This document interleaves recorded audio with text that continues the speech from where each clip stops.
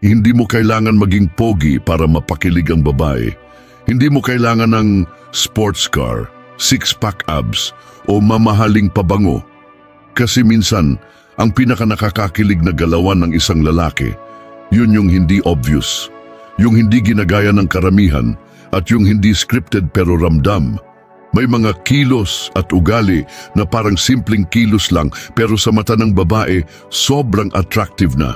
Hindi dahil sa hitsura, kundi dahil sa presence mo bilang lalaki.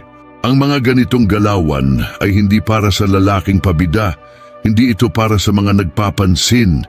Ito ay para sa lalaking kalmado, confident, tahimik pero mapanlikha. Yung hindi naghahabol pero hinahabol, yung hindi nagpapakita ng motibo pero alam mong may lalim. Sa likod ng bawat galaw niya may disiplina, kontrol at lalim ng pag-iisip.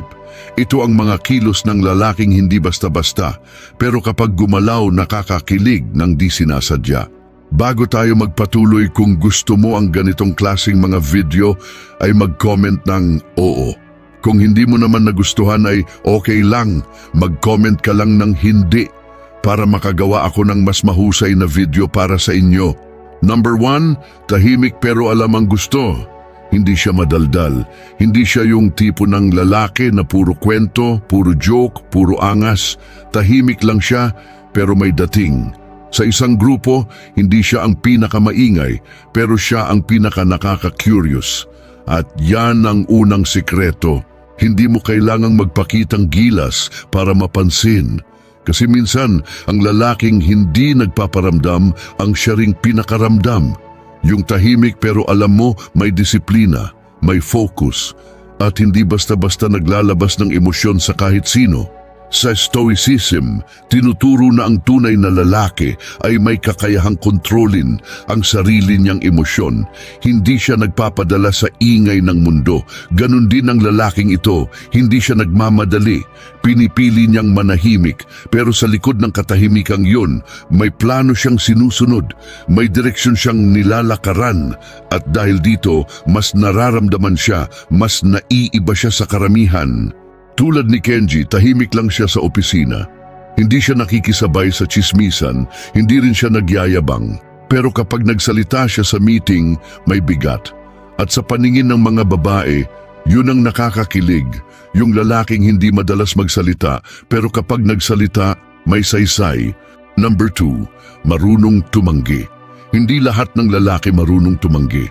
Karamihan para lang mapansin o mapalapit sa babae, oo ng oo. Kahit labag sa loob nila, sige lang.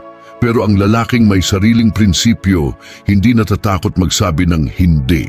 Kasi alam niya kung ano ang mahalaga sa kanya. At ang babae, nakakaramdam kapag totoo kang tao. Kapag hindi ka nagpapanggap, kaya kapag isang lalaki ay marunong humindi, kahit sa isang babae, nagiging mas rare siya at mas nakaka-attract. Sa Stoicism, itinuturo ang kahalagahan ng paninindigan. Hindi lahat ng tukso kailangang sunggaban, hindi lahat ng oportunidad kailangang pasukin. Ang lalaking alam kung kailan lalapit at kailan lalayo, ay lalaki na alam ang sarili. At ang ganitong klaseng confidence ay bihira pero sobra ang dating. Si Marco niyaya ng kaopisinan niyang babae na lumabas. Maganda, sexy at mukhang interesado. Pero sabi niya, sorry, may dapat akong tapusin. Hindi niya sinayang ang oras niya sa pansamantalang kilig. Mas pinili niyang unahin ang priorities niya. At yung babae, lalong humanga. Kasi hindi siya sanay sa lalaking hindi nagpapadala sa ganda niya. Number 3, kalma kahit mainit ang sitwasyon. Hindi siya madaling mainis. Hindi siya yung tipo ng lalaki na pag na-traffic sisigaw. Pag may sumingit, magmumura. Hindi. Kapag may problema, kalmado lang siya. Hindi dahil manhid siya, kundi dahil kaya niyang i-handle ang sitwasyon. At ito ang isang galaw na hindi mapapansin agad. Pero pag nakita ng babae, biglang may spark kasi ang lalaking kalmado sa gulo, nagbibigay ng sense of safety na kahit anong mangyari, alam mong hindi siya matitinag. Sa Stoicism, mahalaga ang mastery ng emotions. Hindi lahat ng bagay kailangang pag-aksayahan ng galit. At ang lalaking kayang maging kalmado sa gulo ay lalaking may disiplina sa sarili.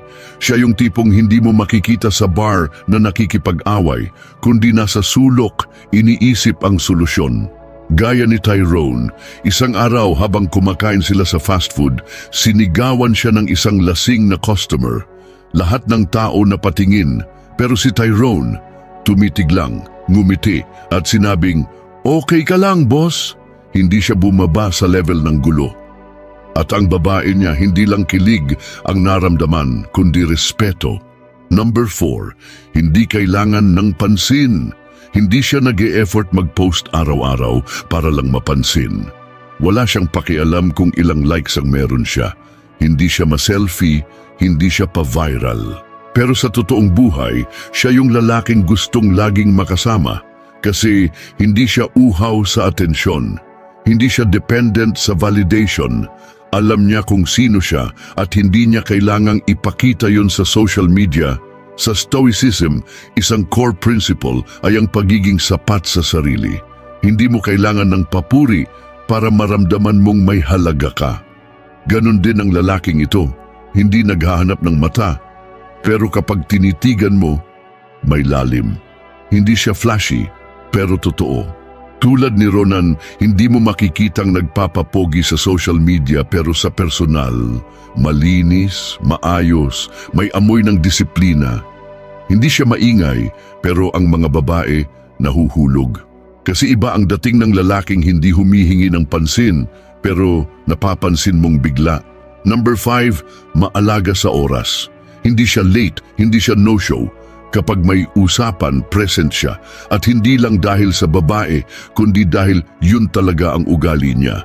Maalaga siya sa oras kasi alam niyang oras ang pinaka hindi nababalik. At ang ganitong lalaki hindi lang nakakakilig, kundi nakakagaan din sa loob. Kasi alam mong may respeto siya, hindi lang sa'yo kundi sa sarili niya. Sa Stoicism, tinuturo ang halaga ng bawat sandali. Lahat ng oras ay may saysay. At kapag ang isang tao ay marunong rumespeto sa oras, ibig sabihin marunong din siyang rumespeto sa buhay. Hindi siya sayangin, hindi siya paligoy-ligoy. Katulad ni Elijah, laging nasa meeting 10 minutes early. Kapag may date sila ng girlfriend niya, siya pa ang nauunang dumating. Hindi siya pabaya. At ang babae niya, sobrang secure. Kasi alam niyang priority siya, hindi last option. Number 6, marunong magbasa ng emosyon. Hindi siya insensitive. Hindi siya yung tipo ng lalaki na puro sarili lang iniisip. Alam niya kung kailan ka tahimik. Alam niyang may problema ka kahit hindi mo sabihin. At hindi niya ito ginagamit para maging hero, kundi para maging present. Marunong siyang makinig, hindi lang para sumagot, kundi para maramdaman ka. Sa Stoicism, itinuturo ang pagmamasid at pagkilala sa nararamdaman, hindi lang sa sarili kundi pati sa iba. Hindi mo kailangang kontrolin ang emosyon ng tao, pero pwede mong piliing maging mahinahon sa pagtugon. Si Paulo isang araw napansin niyang hindi kumikibo ang kasama niyang babae. Hindi niya tinanong ng anong problema mo. Sa halip, tinapik niya sa balikat at sabay sabing, "Alam kong tahimik ka ngayon.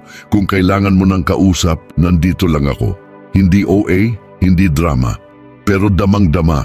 Number 7, may direksyon sa buhay. Hindi siya perpekto, pero malinaw kung anong gusto niya sa buhay. May pangarap, may plano. Hindi pa man siya naroon, pero tuloy ang lakad. At ang ganitong lalaki, kahit hindi pa mayaman, kahit hindi pa kilala, napaka-attractive.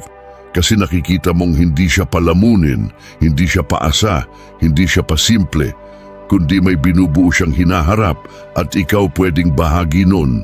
Sa Stoicism, ang pagkilos ayon sa layunin ay isang anyo ng dignidad. Ang lalaking alam kung anong gusto niya at hindi nakikisabay lang sa uso, ay lalaking may kinabukasan.